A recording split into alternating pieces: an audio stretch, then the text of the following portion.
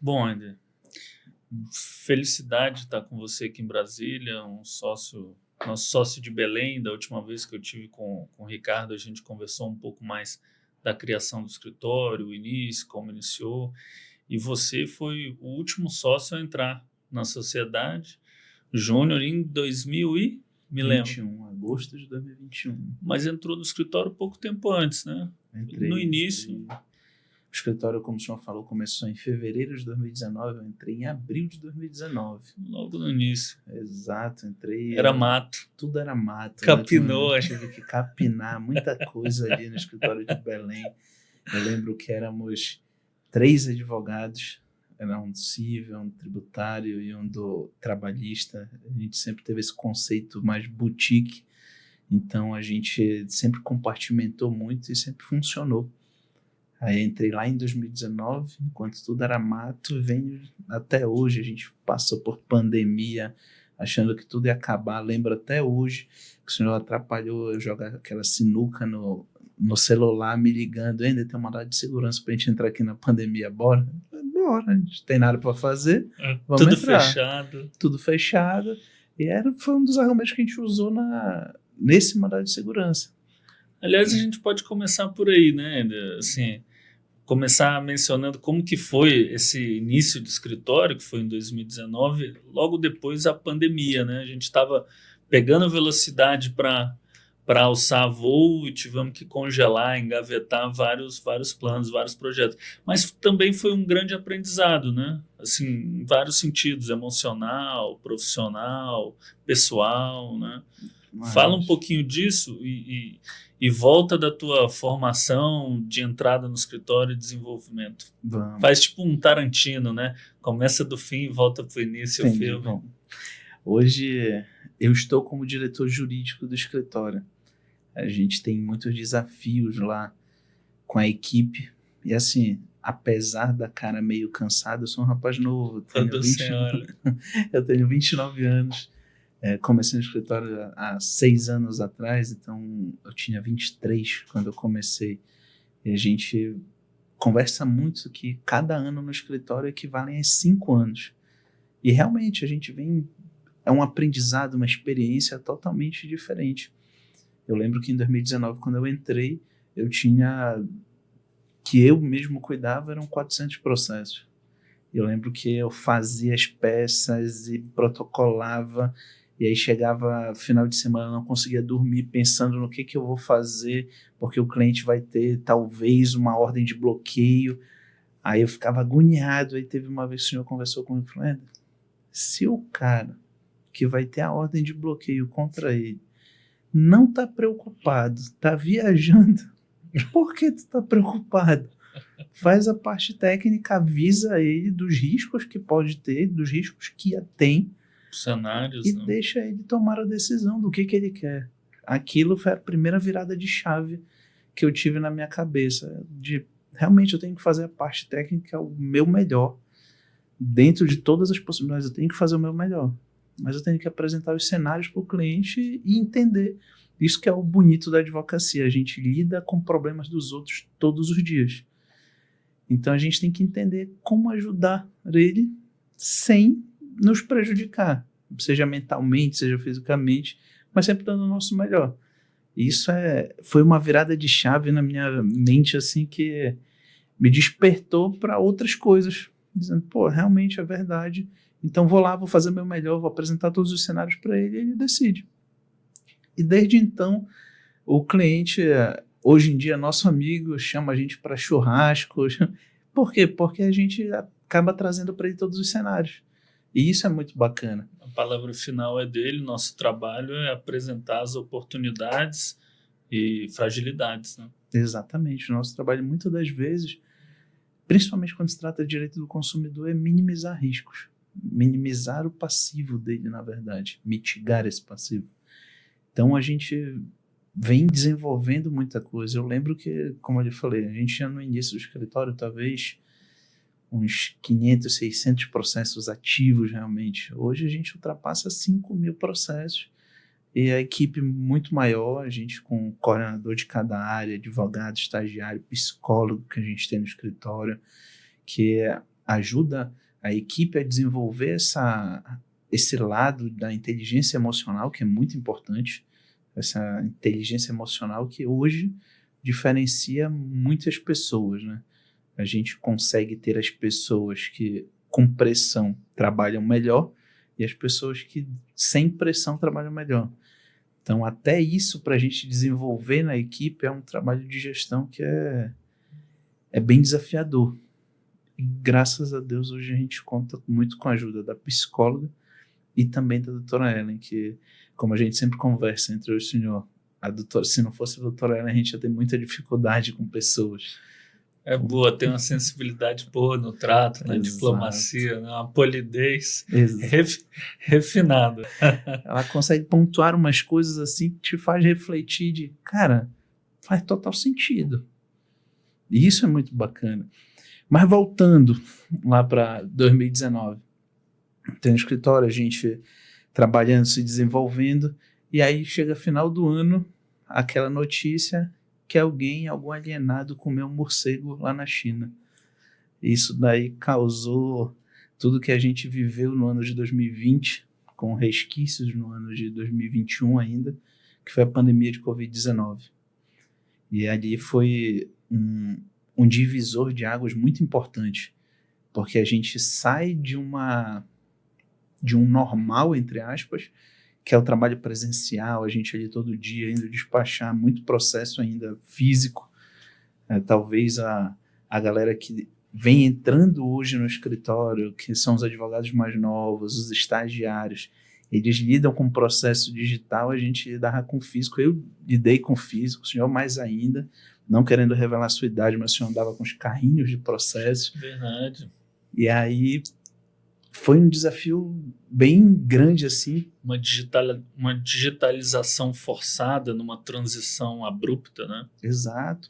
Questão do home office, a gente teve que implementar forçadamente, porque não existia outra possibilidade. Ou era isso, ou a gente acabava fechando o escritório. E aí que vem um ponto muito importante que eu gosto de mencionar, que foi a sua liderança. Eu lembro até hoje que depois da pandemia, aí eu vou chegar nessa parte daquela frase que o meu avô falou e eu falei para o senhor. Que o senhor teve a pandemia, ninguém sabia o que ia acontecer, ninguém sabia qual seria o futuro. E aí o senhor falou, não, vamos continuar com o escritório, vamos manter a nossa estrutura física e vamos continuar com todos os profissionais. Isso dali foi algo que na época não, hoje a gente volta atrás, olha para trás e diz, pô, isso é de uma hombridade, uma lealdade com a equipe que não se vê. Tomamos a decisão certa, né? Exato. Enquanto a gente estava conversando que em 2019 a gente estava tomando velocidade, porque, como o senhor muito pontua, e é, na minha visão, totalmente verdade, que é muito mais importante que a velocidade, a direção. A gente vem na mesma direção. E a gente estava tomando velocidade quando chega a pandemia, todo mundo puxando o freio de mão. Desacelera. Exato, ninguém sabia o que ia acontecer. E eu lembro que estava eu, num sábado chuvoso, na capital paraense, jogando minha sinuca no celular. Meu celular toca. Tudo fechado, parado, tudo. A rua, ninguém podia nem sair na rua. Exato, a gente estava no período de lockdown. Lockdown, meu Deus, a gente lembrou teve bem. Vários períodos de lockdown lá no Pará, do governo fechando tudo, passando 15, 20 dias tudo fechado. E aí teve que é a maior rede de supermercados que a gente tem lá no Pará. O senhor me ligou e falou, o que tu tá fazendo? Arrumei trabalho pra gente. Exato, isso daí que é outro ponto, porque como era pandemia, a maioria dos clientes também acabavam não honrando os compromissos que tinham. Nem os que tinham, que dirá fazer novos. Exatamente. Aí o senhor ligou e falou, o que tu tá fazendo? Eu falei, tô jogando aqui, o que houve? Eu falei, arrumei trabalho pra gente. Eu falei, tá, o que foi? Aí o senhor falou, tem que abrir a parte de magazine de um supermercado, que é o maior supermercado que a gente tem no norte do Brasil, ali no estado do Pará. Parte de eletros, essas Exato. coisas. ventilador, ar-condicionado, liquidificador, as coisas que as pessoas acabam utilizando no dia a dia. Eu falei, tá, o que é para fazer? Ele falou, tem que abrir. Eu fiquei pensando, como é que eu vou abrir esse supermercado? Aí a primeira coisa que a gente pensou logo na ligação foi, tá, é mandado de segurança porque não gera sucumbência. Tá bom. Agora o mais importante, o que a gente vai argumentar?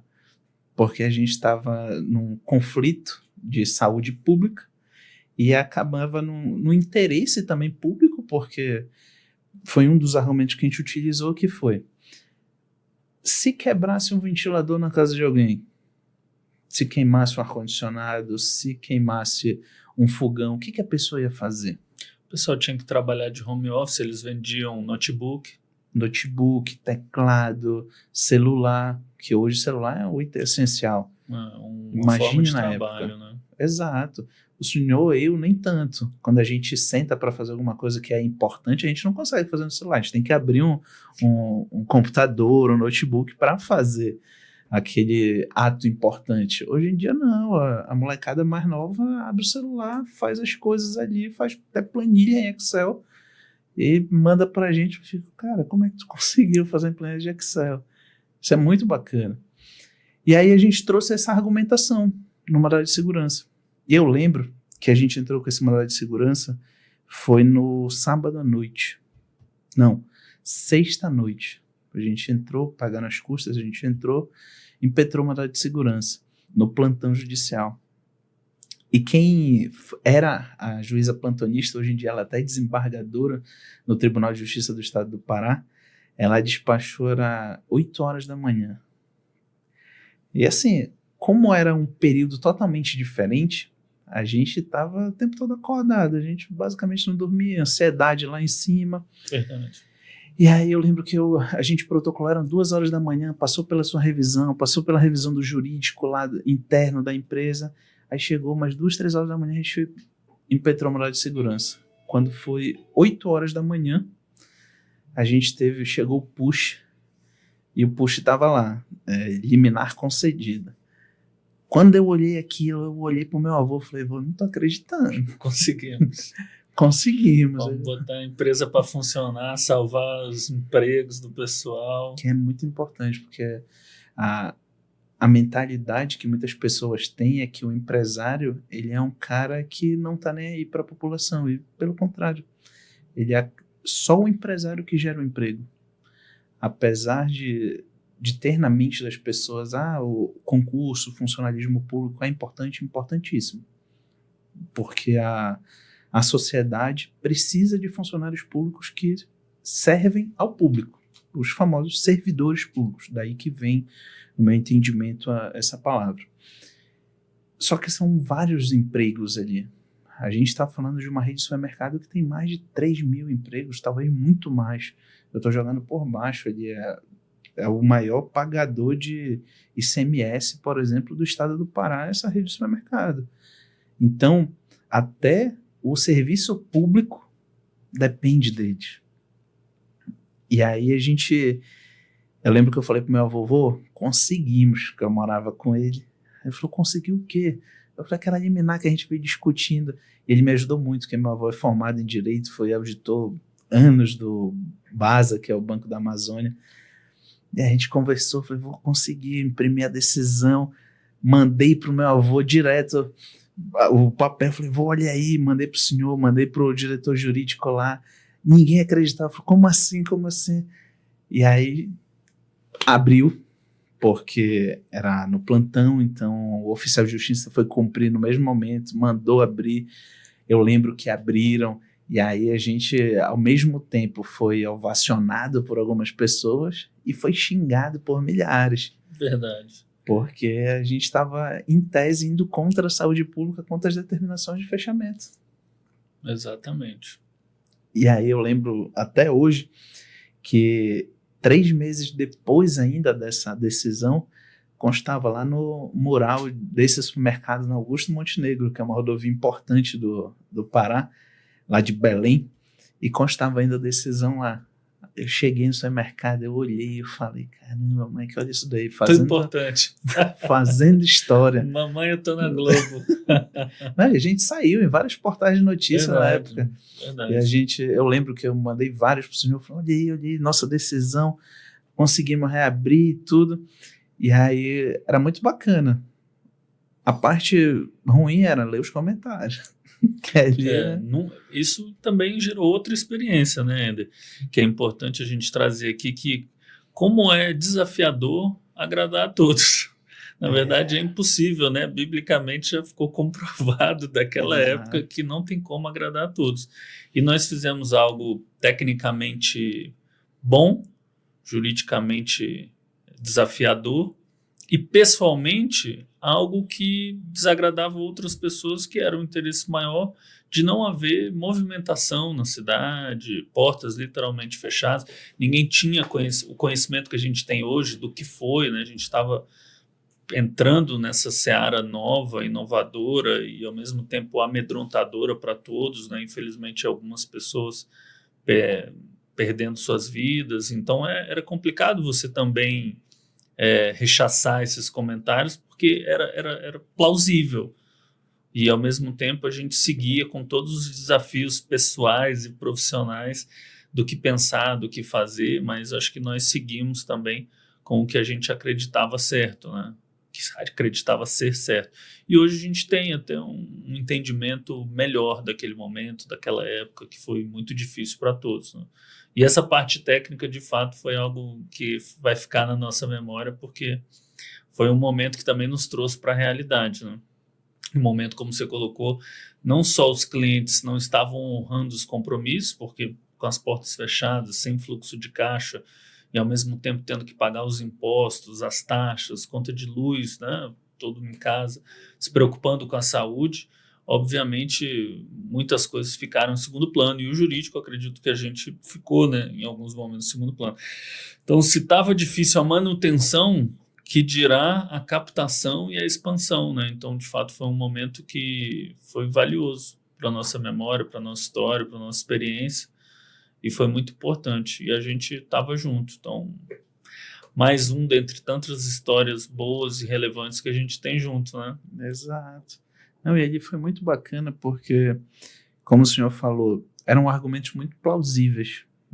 E aí eu lembro que, quando saiu em vários portais de notícia, mandaram no grupo da família dizendo, abriram líder. E na minha família, falando, quem abriu é um absurdo, não está preocupado com a saúde da população.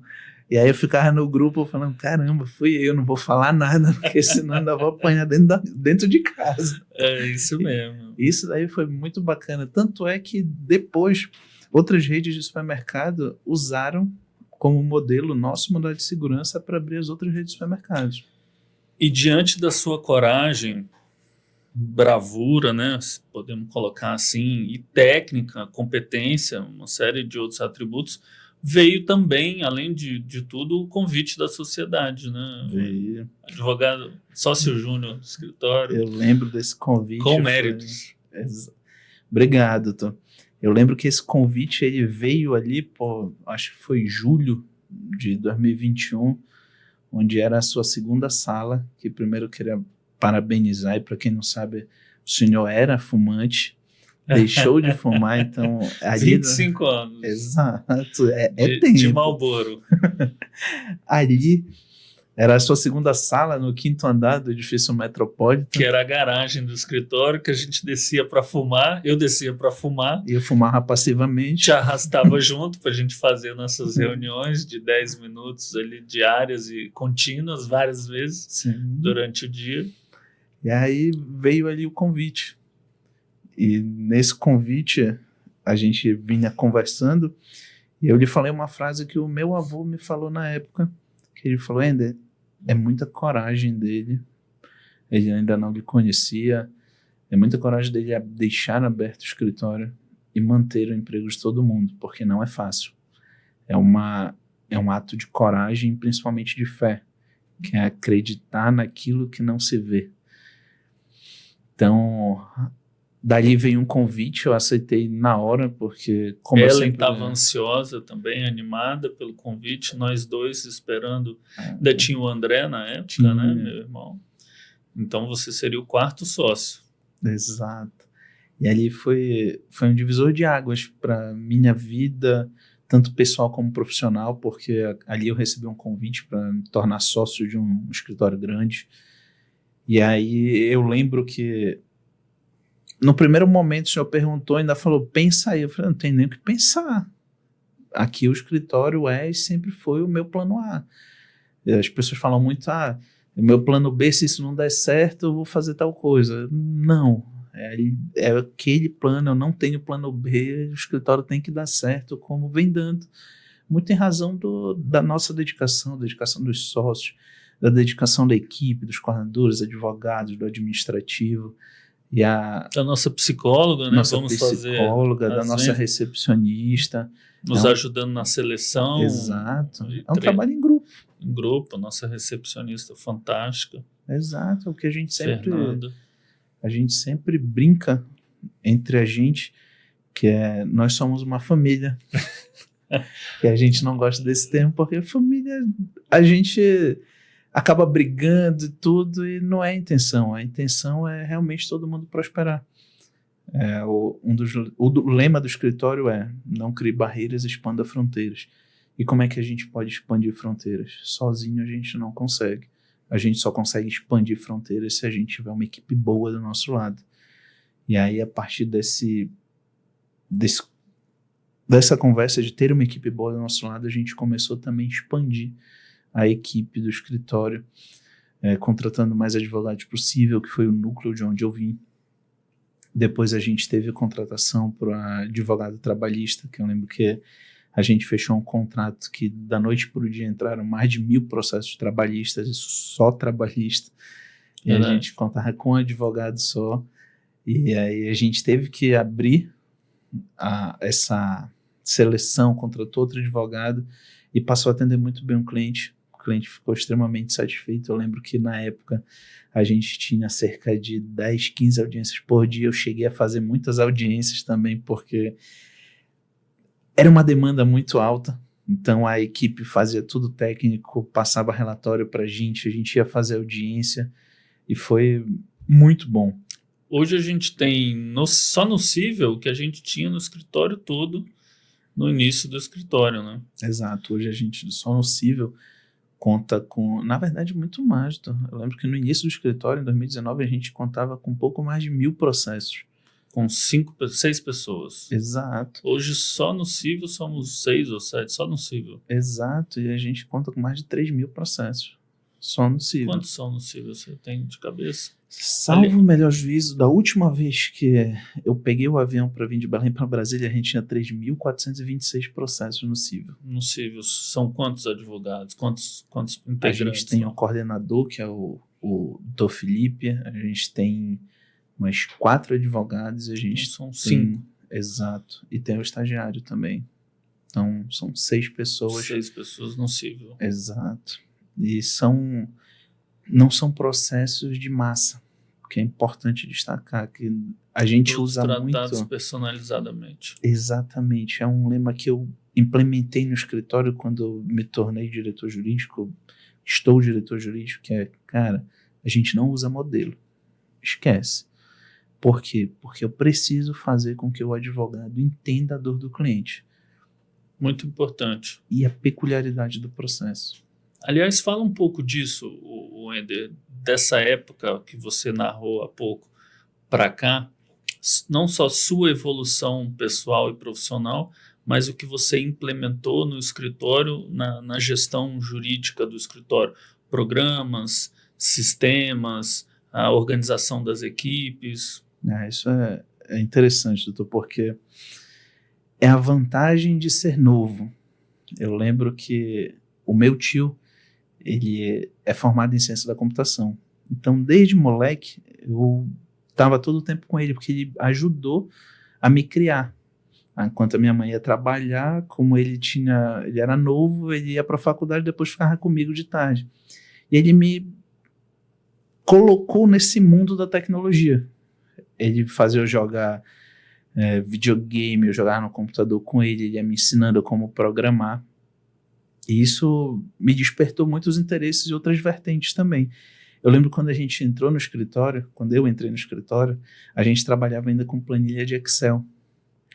E aí aquela planilha de Excel era uma dor de cabeça, porque às vezes vinha alguém e apertava num botãozinho lá e mexia na planilha toda, e aí dava uma dor de cabeça para ver o que foi alterado. A gente tinha que... Era um trabalho assim que durava... Eu lembro que a gente faz apresentação de cliente todo ano, apresentação de resultados. Então, para fazer a apresentação de resultados com a planilha, era algo que a gente tirava 2 semanas, 3 para fazer a apresentação. E aí eu lembro que na época eu perturbava muito o senhor e o André para a gente comprar um software de processos que conseguisse dar para a gente um suporte de, primeiro, não ter que ficar consultando no diário as publicações. Eu lembro que na sua época o senhor pegava o diário físico e ia arriscando. Né? Eu já li pelo computador, não era tão velho. E aí isso demanda muito tempo. E aí a gente comprou o primeiro software, a gente alimentou todo o programa, então eles davam uma base de dados para a gente muito boa. Só que chegou no momento também que a gente expandiu mais ainda, a gente expandiu nossas fronteiras.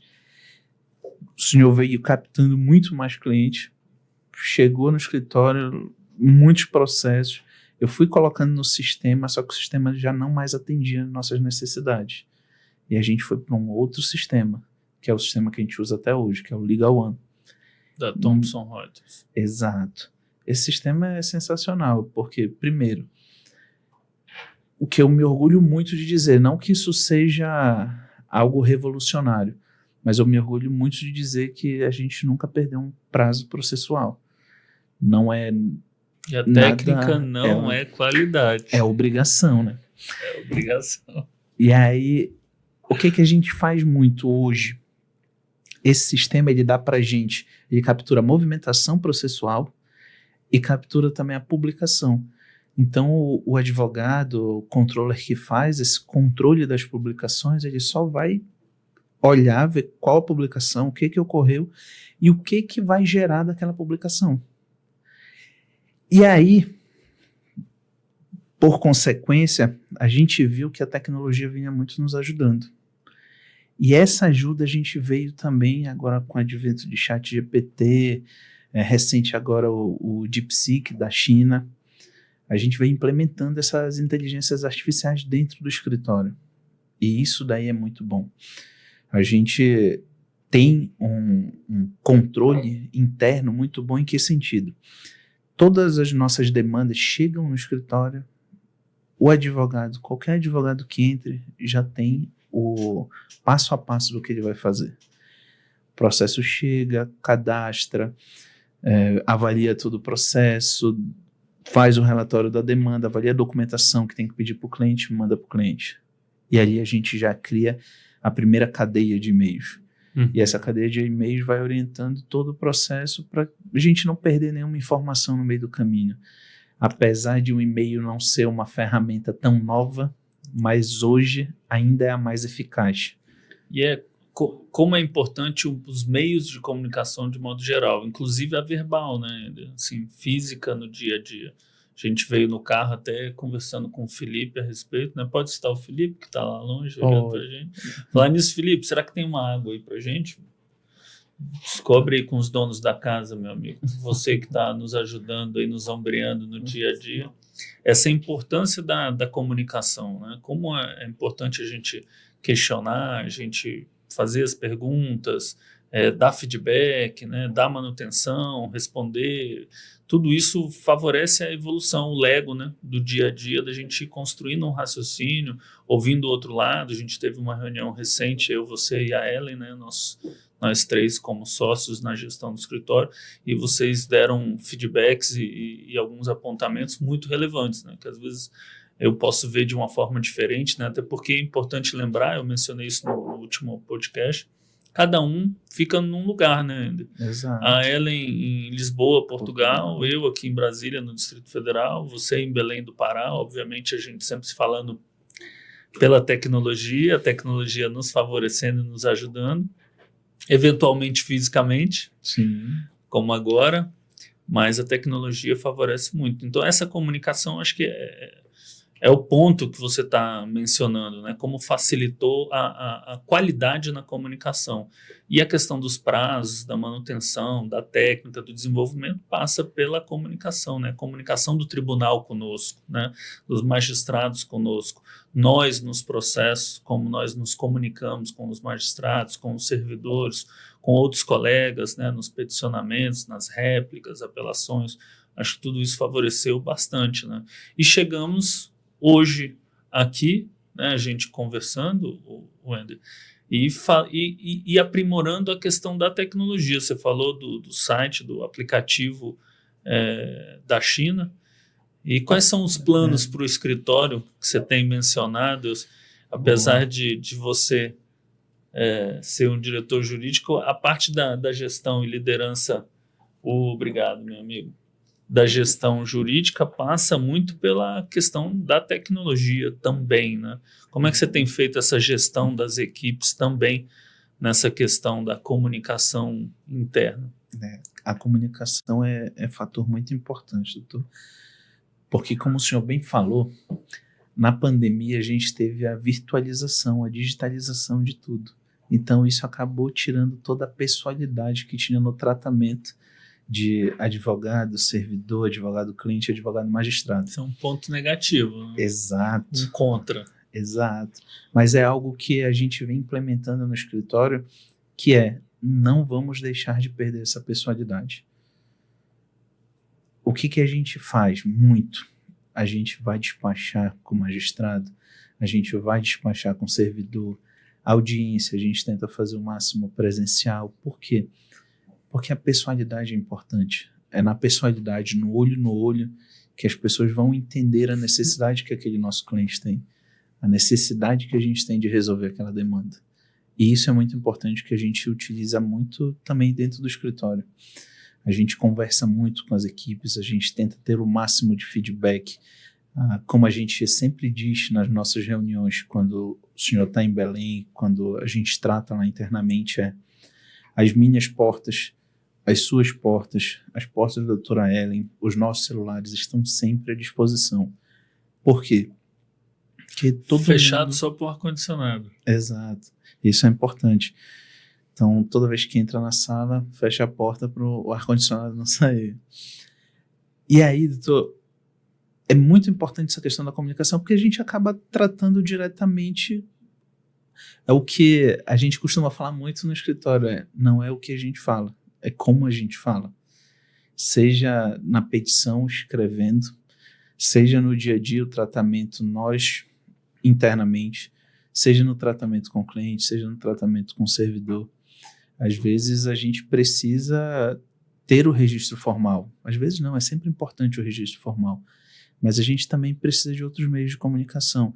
Seja entrar lá na sala do civil, do tributário, do trabalhista, que eu costumo fazer muito isso, entrar, perguntar como é que está, brincar com o pessoal para tirar aquele nível de tensão, porque às vezes, tratando de processos, de interesses dos clientes, tem um nível de tensão que a gente não pode deixar de lado.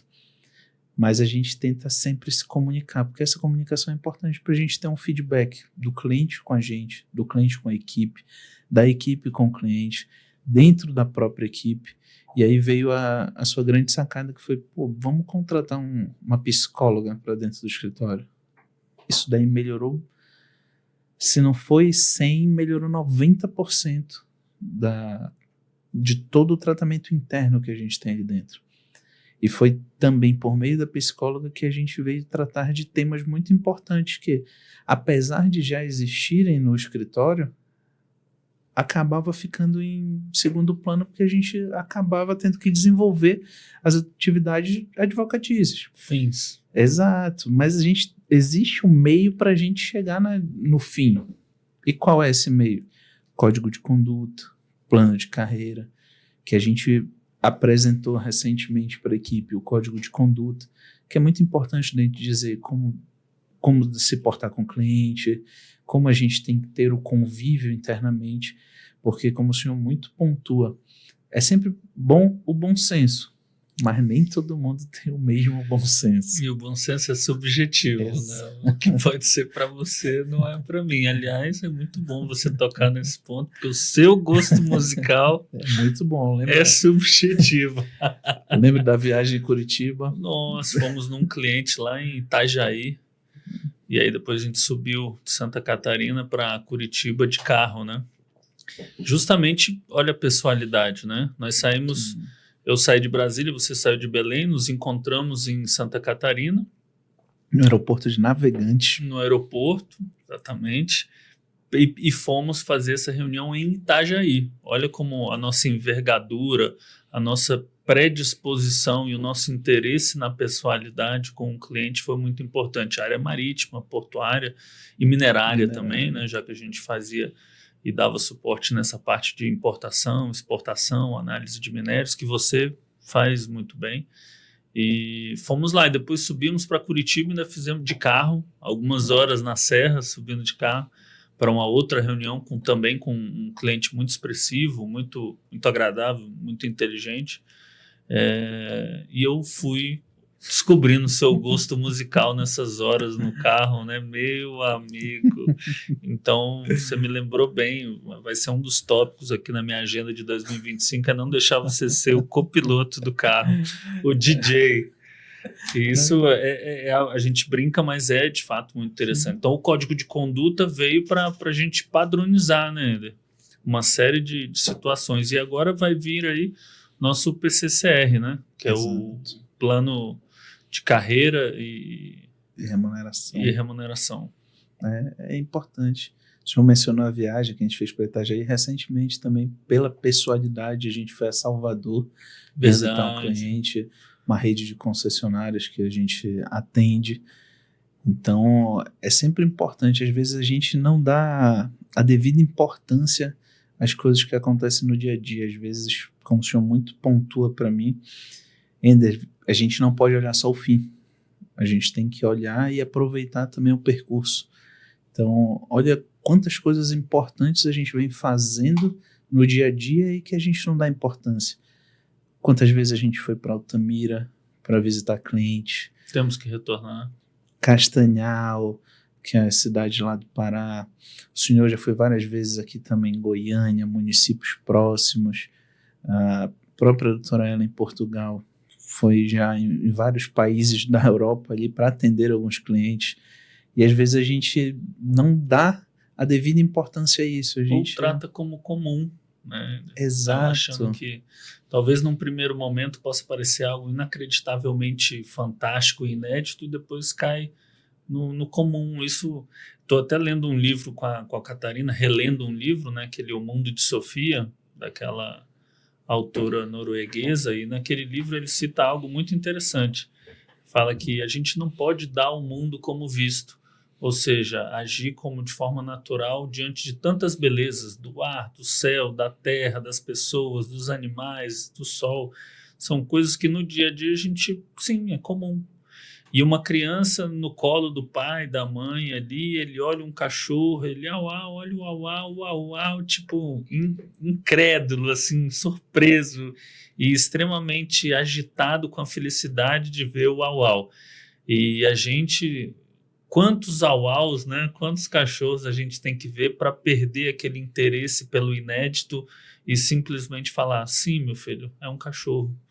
Sim. Com uma naturalidade tamanha que talvez faz a gente parecer incipiente com relação às maravilhas do mundo, né? Então, não dar o mundo como visto e tratar com inediticidade, né? Tratar o inédito com mais constância.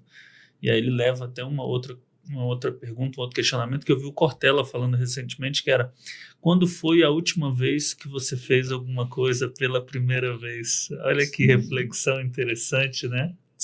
Isso é muito bacana, porque lá em casa, sou casado com a Beatriz, a gente mora num apartamento e recentemente a gente adotou um cachorrinho. O nome dele é Clebinho. E ele chegou em casa com, salvo engano, 15 dias ou 30 dias. E é muito engraçado, porque a gente já tem uma cachorrinha, Nina, e ele a gente vê ele todo dia descobrindo também o mundo. Fantástico. Ele correndo atrás do rabo dele, ele mordendo a própria perna achando que é outra coisa. Então, é muito isso que o senhor apontou. Quando foi a última vez que a gente fez alguma coisa pela primeira vez? Aí eu devolvo um questionamento para você. Tem vários projetos esse ano. E aí, juntando, colocando na mesma caixa tecnologia, comunicação e algo inédito, parece que tem um livro para sair por aí. A gente vai falar? Podemos falar. Então vamos. Que você está capitaneando, né? Vamos dar os créditos a quem é devido. Mas a gente está fazendo em equipe. Eu e o senhor, doutora Ellen, a gente vem escrevendo um livro. A gente vai, na verdade, como a gente conversou, são 2 livros.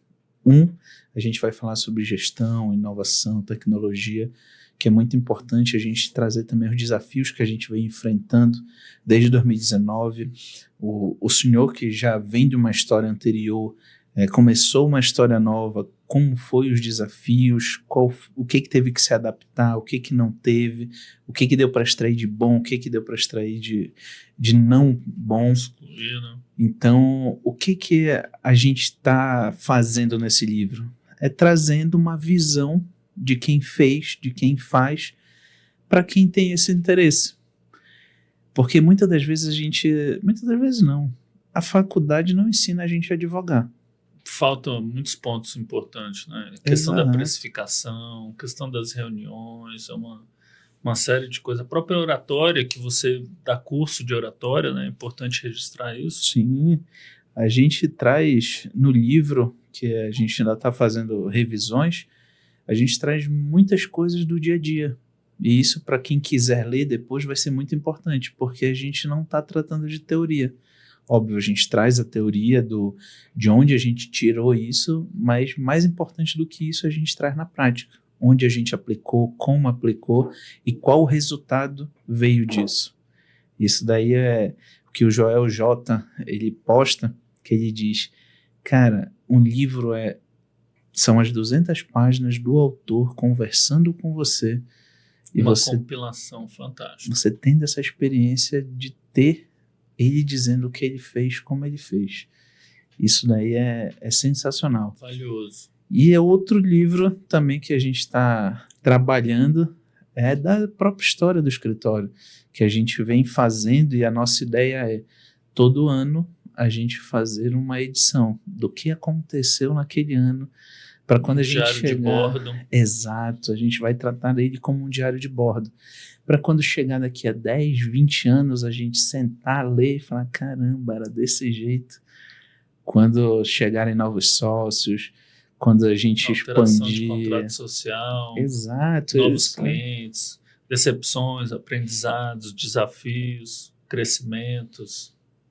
É muito importante isso, doutor. Eu acho que o registro da história é sempre importante, porque eu lembro que hoje a gente estava no almoço, eu, o senhor, o Felipe e a Letícia, o senhor bem pontuou para a Letícia, que teve a Laura recentemente, a filhinha dela, de registrar os momentos, porque às vezes a gente, como dissemos ainda há pouco, trata tão com naturalidade, mas a gente, daqui a 5, 10 anos, quer olhar aquela foto falando, caramba, olha lá, eu estava no escritório naquele dia, estava chuvoso. Você já tem o sentimento de aconchego, do pertencimento do pai, da mãe que levou no local de trabalho naquela época, e quem sabe vai ser a nossa próxima geração que vai assumir, entrando até no papo da road, a antecipação sucessória, né? Quem seria? Exatamente. E falando em antecipação sucessória, Wender, você é um sócio júnior que já age e se porta como sênior, né? Apesar da pouca idade,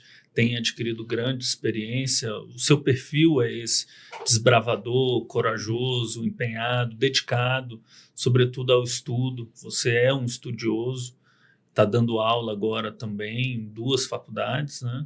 E isso só demonstra o reconhecimento que as pessoas e o mercado têm tido pelo seu empenho e pela sua dedicação. E você, de júnior, só tem a idade, porque a experiência já é de sênior. Mas o nosso código de conduta foi criado para as pessoas, para nós padronizarmos os novos dentro do escritório e termos uma sintonia.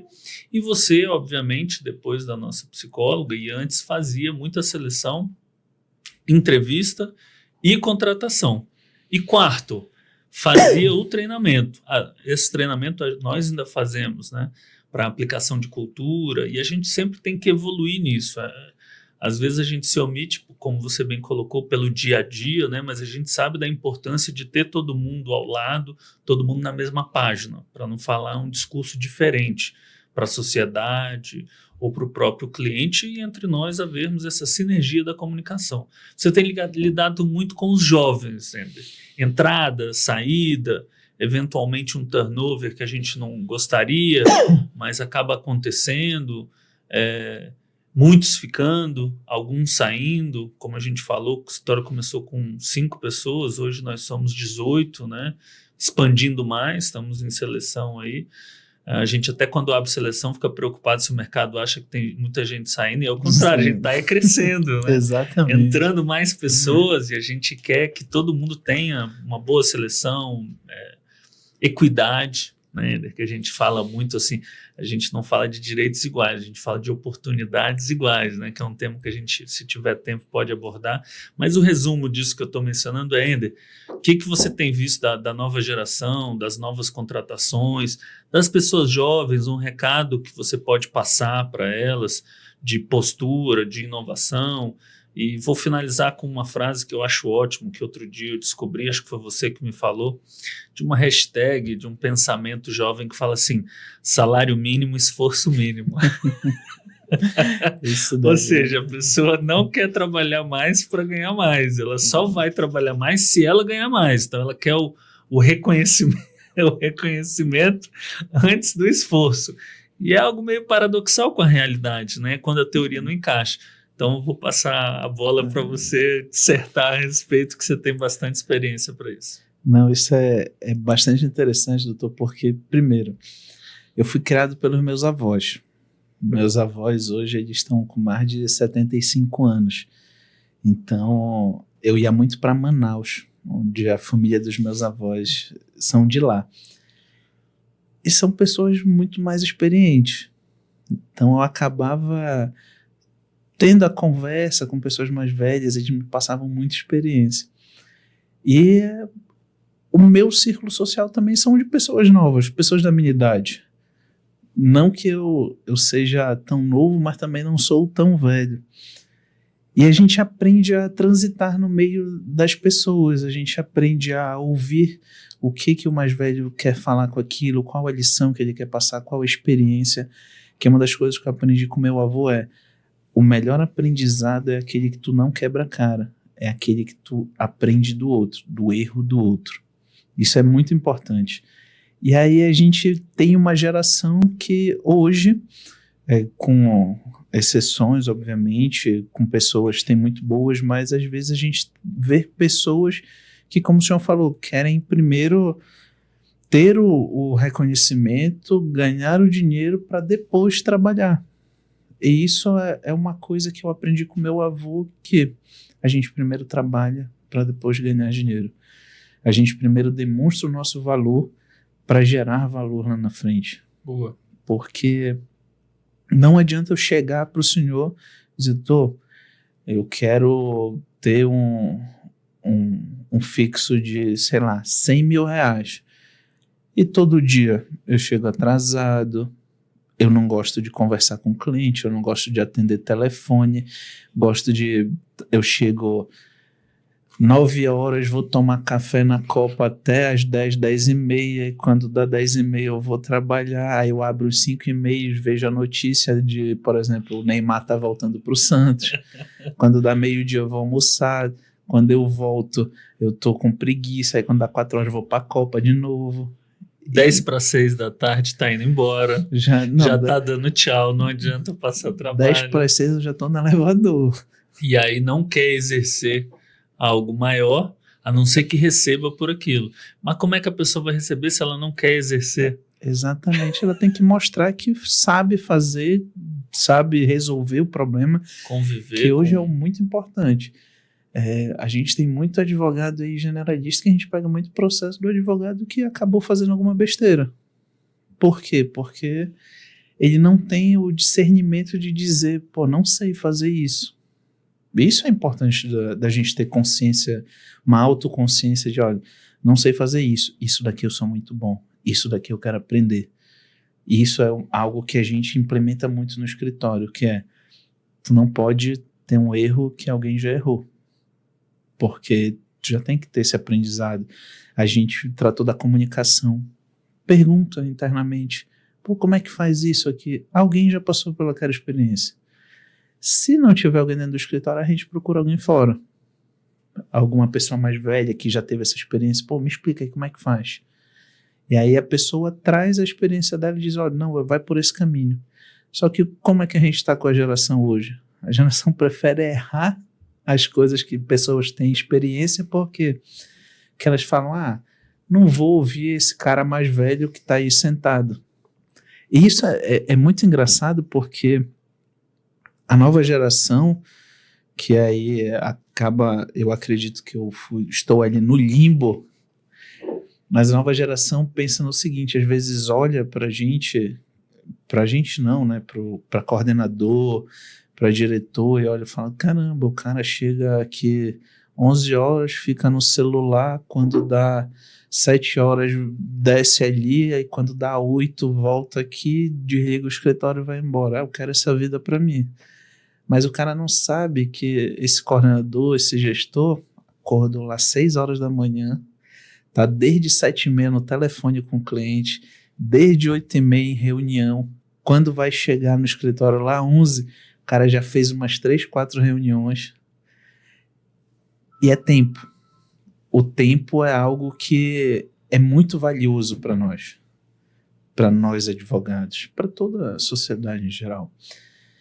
Então, quando o advogado novo olha isso, pensa, essa vida é fácil. Quando o cara chega nisso, fala, caramba, não sei se era isso que eu queria para mim.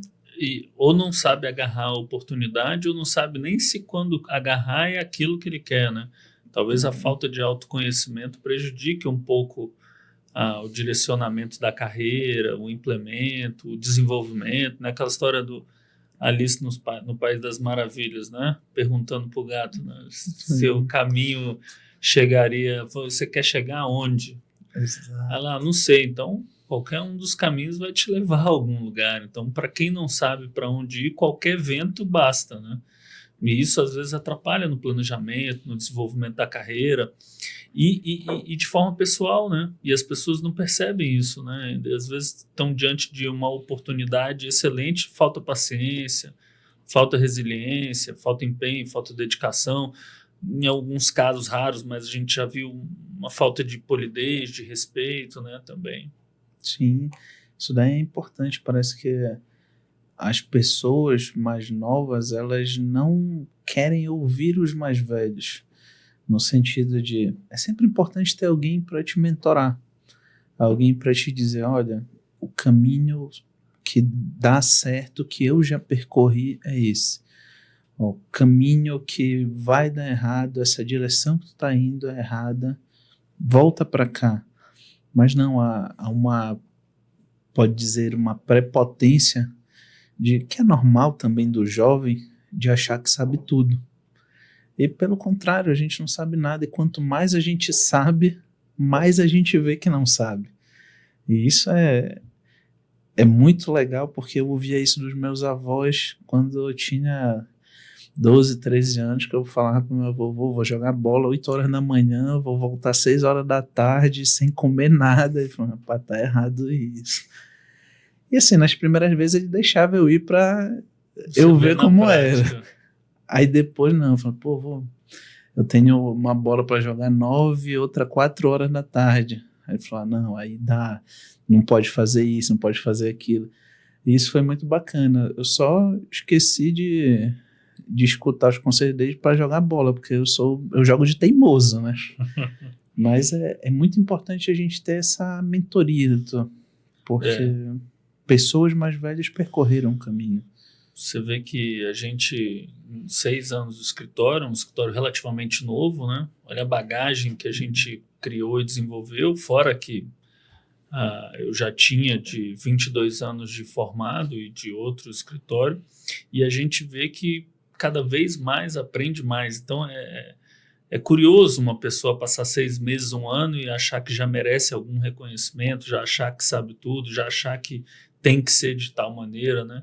Sendo que ano após ano a gente vai se descobrindo através do autoconhecimento onde a gente é bom, onde a gente pode melhorar e, como diz a Bíblia, né? Onde que a gente pode ajudar, onde que a gente pode colaborar, não é? Afinal, não é esse a lição da vida, né? Ajudar o próximo a construir, a se desenvolver, o legado que a gente quer passar, né? Lembra de Jesus no lava-pés, né? Sim. Tava lá. Então, para concluir, Wender, vou passar a palavra para você, mas para você fazer suas considerações. Mas o que a gente devia ter falado no início, falar agora no final. Quem é Ender Gifone? Boa. Pessoa, profissional, currículo e quais são as ideias e projetos que você está dentro de si borbulhando, a cabeça borbulhando para você colocar em prática no escritório também. Essa talvez não, é a pergunta mais difícil que a gente responde, né? Quando eu vou fazer seleção, que chega já aqueles 3 últimos candidatos, eu vou te fazer a pergunta mais difícil que tu vai responder hoje.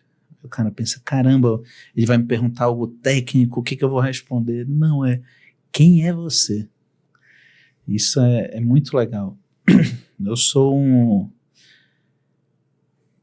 rapaz, um jovem que foi criado pelos avós, estudou em colégio militar, colégio católico, tive uma formação cívica muito grande, porque toda a minha família é de militar, exceto a minha mãe e a minha avó. E o meu próprio avô também. Meu avô era auditor do BASA, minha avó é professora, que hoje o pessoal do escritório sofre, entre aspas, porque minha avó era professora de português, redação e literatura. Então, qualquer erro de português eu estou em cima. Fui criado por eles, meus tios. Eles eram militares, então eu tive essa criação muito rígida. E eu acho isso que me diferenciou muito, porque eu consegui aprender os pilares do militarismo, que é hierarquia, obediência, mas ao mesmo tempo a juventude me trouxe a ousadia de correr atrás, de ir atrás dos meus sonhos. E isso é muito importante, porque eu lembro que o Wender de 2018, que pegou a carteira dele dia 31 de janeiro de 2018, da OAB, olhou assim e falou, caramba, o que eu vou fazer da minha vida? E o Wender agora olha lá para trás e fala, cara, olha o que tu percorreu aí.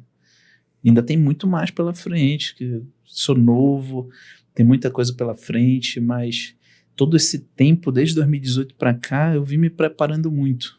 A gente fala muito sobre a sorte. A sorte é quando a oportunidade encontra alguém preparado. E desde lá eu tenho me preparando muito com cursos de oratória, que hoje dou aula disso. Eu tenho pós-graduação em processo civil, direito empresarial, direito desportivo, direito penal e processual penal militar. Então eu sempre procuro estar atualizado. Hoje dou aula em 3 faculdades. A gente tenta sempre buscar melhorar um pouco. As pessoas olham para mim, às vezes perguntam, o que tu tá fazendo? Qual é o teu currículo? Eu mostro meu currículo e o cara fala, cara, como assim? Tu tem tempo de fazer isso como? Cara, quem quer dá um jeito. Quem quer vai atrás, porque eu vim de uma infância humilde, e como é que é? Quem é humilde aprende que a gente só vence na vida estudando, correndo atrás. Então, eu estudo, corro atrás, e a gente acabou, por conta disso, talvez no meu entendimento, me tornando sócio do escritório. Hoje estou como diretor jurídico, tento sempre contribuir com todo mundo, e eu não falo essa contribuição totalmente técnica, eu falo contribuição pessoal mesmo, da pessoa chegar comigo e perguntar, Ender, como é que eu faço isso? Estou passando algum problema assim lá em casa, como é que resolve? E assim, como a gente brinca muito no escritório, para tudo tem um jeito, só não tem jeito à morte. Mas o Wender é um cara que tenta levar a vida leve, apesar dos problemas, apesar das responsabilidades, mas a gente tenta levar a vida leve para a gente sempre resolver o problema do cliente e estar bem com a gente mesmo, que é o mais necessário. Passei desde 2016, tive alguns problemas de saúde que eu tive que operar, operei mais de 5 vezes, e nessa última vez, graças a minha esposa, que ela me apresentou Jesus, eu tive experiências surreais, e por um milagre, e eu digo isso porque ela mesma falou, olha, isso daí não vai dar certo, o médico falou, isso não vai dar certo. Cheguei a ter sua ajuda, a doutora Thalita, para encontrar um médico em São Paulo, para já pensando no que ia dar errado, e deu certo. Por um milagre, ninguém sabe até hoje como deu certo.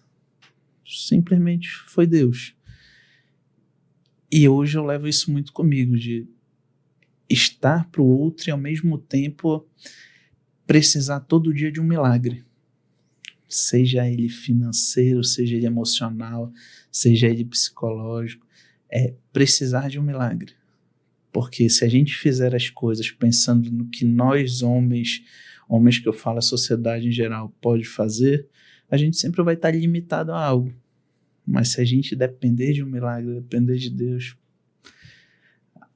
só Ele pode dizer o que pode e não pode ser feito. Então, tudo que a gente faz ali no escritório, tudo que a gente faz no dia a dia é dar o nosso melhor, dar o melhor para o cliente, trazer novas oportunidades para ele, que é muito importante, que ao invés de deixar que ele gaste o dinheiro, a gente busca trazer oportunidades para que ele ponha dinheiro no bolso. Que eu acho que esse é o nosso maior diferencial, porque os advogados estão mais preocupados em o cliente deixar de pagar alguma coisa. A gente, além dessa preocupação, que, de novo, é uma obrigação, a gente busca como botar dinheiro no bolso dele. E isso eu acho que é o mais importante. E eu acho que é isso que nos guia, da gente trazer oportunidades e ser um advogado diferente, ser um escritório diferente. Então é sempre expandir fronteiras para que os clientes ponham dinheiro no bolso e todo mundo saia feliz. Ele saiba que fez a escolha certa. Eu acho que esse é o principal caminho, é o que eu venho tentando implementar, é quem é o Wender hoje. Amém. Valeu, sócio. Valeu. Um abraço, meu amigo.